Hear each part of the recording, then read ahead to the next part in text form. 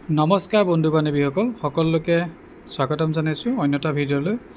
এইটো নিশ্চয় আপোনালোকে দেখিছে স্ক্ৰীনত যে কাৰ্যকৰী হ'ব জানুৱাৰীত ৩৬% বৃদ্ধি হ'ব কেন্দ্ৰীয় কৰ্মচাৰীৰ দৰমহা। এইটো 10 জুলাই তাৰিখে প্ৰকাশ পাইছে।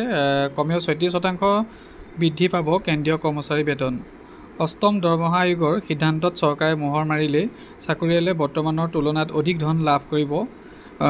বাতৰি কাকতত প্ৰকাশ পাইছে, আপোনালোকক মই দেখাবলৈ চেষ্টা কৰিছোঁ। নিশ্চয় দেখিছে 10 জুলাই তাৰিখে এইটো প্ৰকাশ পাইছিলে। আৰু যিসকল ৰাজ্যিক কৰ্মচাৰী আছে তেওঁলোকৰ বাবে যথেষ্ট ভাল খবৰ।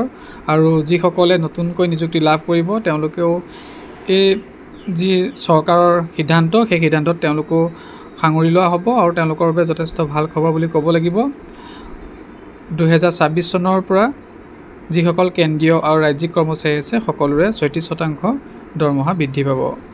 ইমানে আছিলে ভাল খবৰটো। যদি চাই ভাল পালে প্লিজ এটা লাইক কৰি দিব আৰু যিসকলে নতুনকৈ চেনেলটোত চাই আছে তেওঁলোকে চেনেলটো ছাবস্ক্ৰাইব কৰি ৰাখিব।